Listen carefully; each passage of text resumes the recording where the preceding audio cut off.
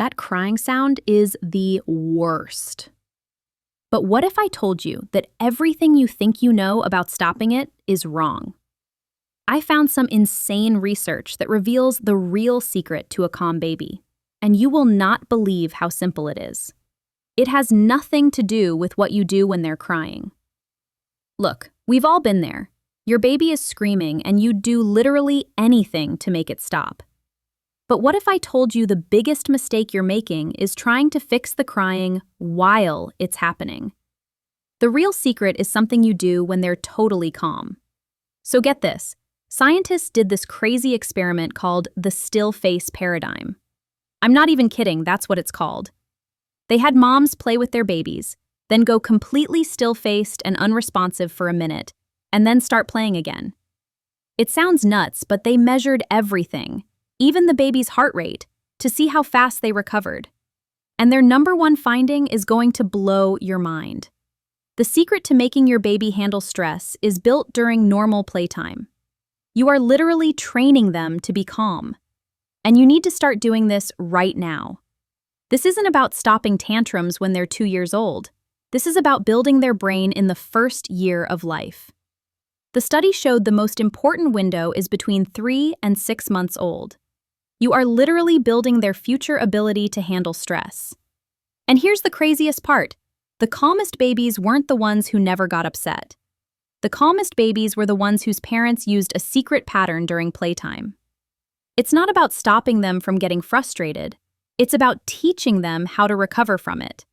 It's called rupture and repair, and I'm going to show you exactly how to do it. Step 1. Let play get a little hard. I know it sounds completely backward, but the first step is to let your baby get a little bit frustrated. Your instinct, every fiber of your being, screams to make their life easy and happy. When you're playing and they can't quite reach a dangling toy, or they're on their tummy and struggling to push up and see something, you want to fix it for them instantly. You have to fight that urge. That tiny moment of struggle, that micro frustration, is the entire secret.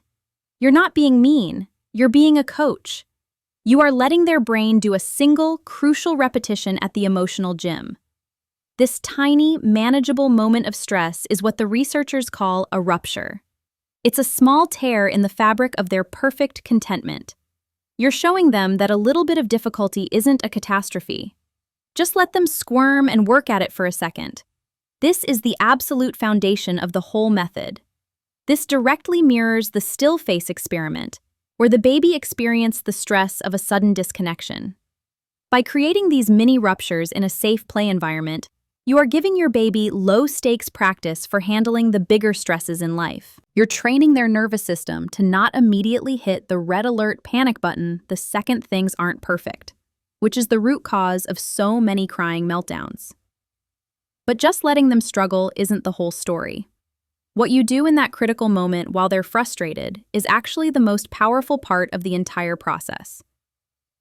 Step 2. Be their teammate, not the hero. Okay, so your baby is in that moment of struggle. They're batting at a toy, grunting, and getting a little worked up. Your hero instinct is screaming, "Swoop in! Get the toy! Make the frustration stop!" Don't do it. Instead, become their teammate. Get down on their level, make eye contact, and most importantly, stay calm yourself. Smile and validate their effort with a warm, encouraging tone. Say something like, "Wow, you are trying so hard to grab that," or, "You see that red rattle, don't you?" You're not solving their problem, you're joining them in it. You become their emotional co-pilot. Your calmness literally hacks their developing nervous system. It's a phenomenon called co-regulation, where they borrow your sense of peace. You are an external regulator for their internal chaos. This presence is the beginning of the repair part of the cycle. This is precisely what the best parents in the research did. In the still face study, the babies who recovered the fastest from the stress of the still face were the ones whose parents were highly attuned and responsive when they re-engaged. By being present and calm during the struggle, you're showing them that stress isn't an isolating experience. It's a shared one. This builds a rock-solid, secure attachment, teaching their brain that the world is a safe place to struggle in. which is the absolute bedrock of preventing those frantic, uncontrollable crying fits. But you can't just leave them in that struggle forever. So how do you guide them toward success without stealing their moment of victory? Step 3. Give them a tiny hint. Now for the magic touch. You're there with them. They feel your support, but they're still stuck. This is where you provide the smallest possible hint to help them succeed. The key here is smallest possible. Don't solve the problem for them. Just make the solution a little more achievable. If they can't reach the soft toy, just nudge it an inch closer. If they're trying to grasp a rattle, gently brush it against their fingers so they can close their hand around it. You are the guide, not the hero. The goal is for them to complete the final action. When they finally bat the toy or their fingers wrap around the rattle, their brain gets the credit. It's a feeling of earned success, a jolt of, "I did it!" that is 1,000 times more powerful than the passive feeling of having something handed to them. This is the final, beautiful step that completes the rupture and repair cycle. The frustration was the rupture. Your presence was the start of the repair. And their own success is the triumphant conclusion. This is the exact pattern that builds resilience. The research is clear. The calmest babies aren't the ones who never face frustration, but the ones who have successfully moved from frustration to resolution hundreds of times with their caregiver's support. By guiding them to their own victory, you are literally wiring their brain to associate struggle, not with failure, but with eventual triumph. They learn, "That was hard and I felt stressed, but I figured it out and now I feel amazing." This builds an internal belief that they can conquer challenges, which is the ultimate antidote to future meltdowns. And as they master one challenge, you have to be ready for the next one. Step 4. Level up the challenge. This is the step that turns this from a one-time trick into a long-term strategy for a resilient kid. You can't let them keep batting at the same easy toy forever and expect them to grow. As your baby gets stronger, you have to make the challenges a little harder. Think of yourself as their personal trainer. You have to keep them in that sweet spot of productive struggle. Not so easy that it's boring, and not so hard that it's overwhelming. For a 3-month-old, the challenge might just be tracking a high-contrast toy with their eyes as you move it slowly from side to side. For a 6-month-old, it might be reaching for and pulling a silk scarf off their toy to find it. The key is to be a master of adjustment. You are constantly reading their cues. If they are getting genuinely distressed and on the verge of a real meltdown, you dial the difficulty back just a tiny bit.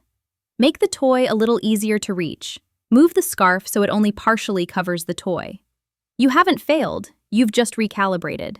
You guide them to a win, and then try a slightly easier challenge next time. This constant adjustment is the practical application of what the research calls attunement.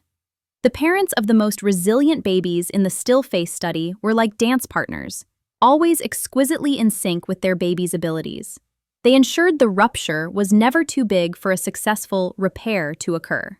This process builds an insane level of trust. Your baby learns on a deep, primal level that you will never throw them into a situation they can't handle. You become their trusted guide who provides challenges they can always, with a bit of effort, overcome. This builds a core belief that they are capable, which is the ultimate weapon against the anxiety and frustration that leads to crying. But how often should you be doing this? Step 5. Do this 100 times a day. This is the final, most crucial piece of the puzzle. This 5-step pattern isn't a special 20-minute activity you schedule into your day. It is a new way of interacting with your baby that you weave into the fabric of your entire life. The secret is frequency. You are aiming for hundreds of these tiny training sessions every single day. Every diaper change, every feeding, every moment on the playmat is an opportunity. When they're trying to get their arm into a sleeve, let them struggle for a second before you guide them.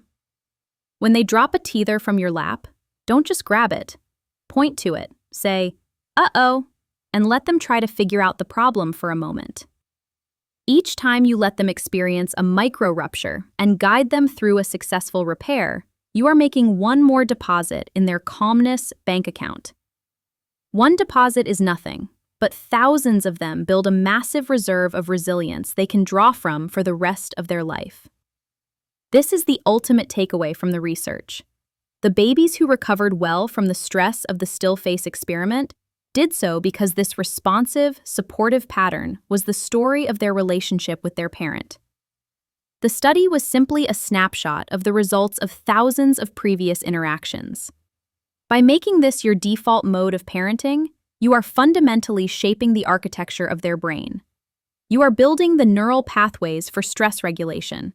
So when they encounter a real stressor, their brain's automatic response isn't panic. It's a calm, confident, "I've done this before. I can handle this." So the next time your baby starts crying, just remember, the real work is already done. You're not fixing a meltdown. You're building a relationship in all the calm moments. If you use this 5-step play pattern, you are literally giving your baby a superpower for life. It's the most powerful gift you can ever give them.